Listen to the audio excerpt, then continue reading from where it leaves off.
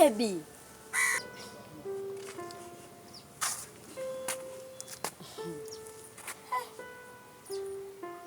Binadamu milima ikutani, la binadamu tunakutana. Siamini.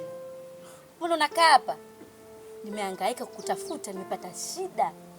Nimeumiza kichwa.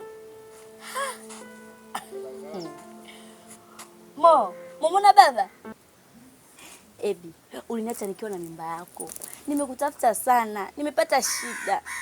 Namshukuru Mungu leo nimekuona. Kuna wakati nilikuwa najiuliza, nitamleaje mtoto peke yangu? Wewe. Kwanza wewe hapo umepajua jua vipi ya?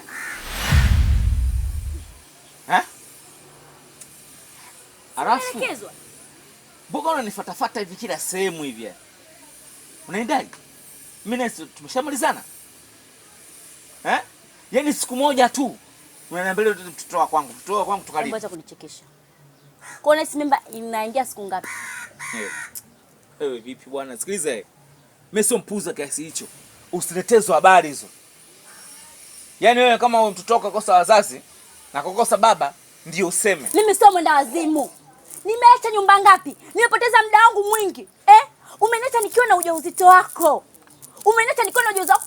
Tambua hilo. Mimi nimepata shida siku zote namlea peke yangu. Sikushindwa kutoa damu yangu kumpa mtu mwingine. Hii damu kumpa mtu mwingine. Sikushindwa hii damu kumpa mtu mwingine.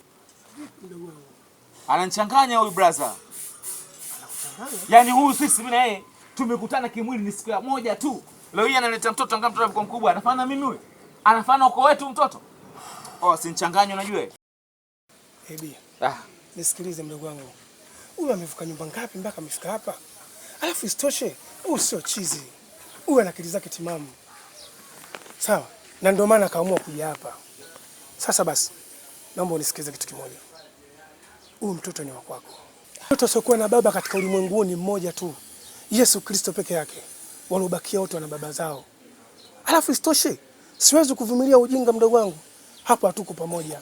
Siwezi kuwa pamoja na wewe katika hili. Sababu ni ujinga na ni upumbavu. Haiwezekani. Sawa bwana, umefanya tendo na mtu alafu anakuletea mtoto unakataa. Inawezekanaje?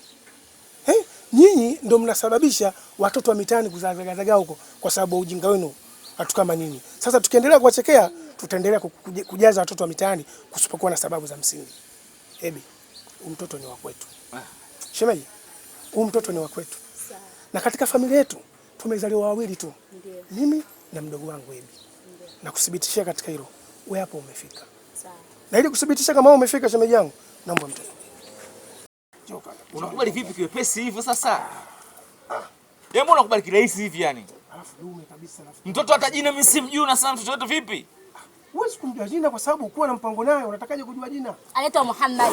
Ndio jina nilompa mimi. Umesikia banayo? Anaitwa Muhammad. Kiumbe bora kabisa katika ulimwengu huu. Wewe unalizika na hilo sio? Niko okay kabisa shemeji. Karibu ngani. Asante shemeji. Karibu nyumbani. Njoo kuonesha chumba chako. Yaani mmekubali vipi alafu mnakuja mnaondoka wote pamoja? Kwanza ukapajuaje hapa? Au mlishapanga? Sio? Basi haina shida. Tutajua tu.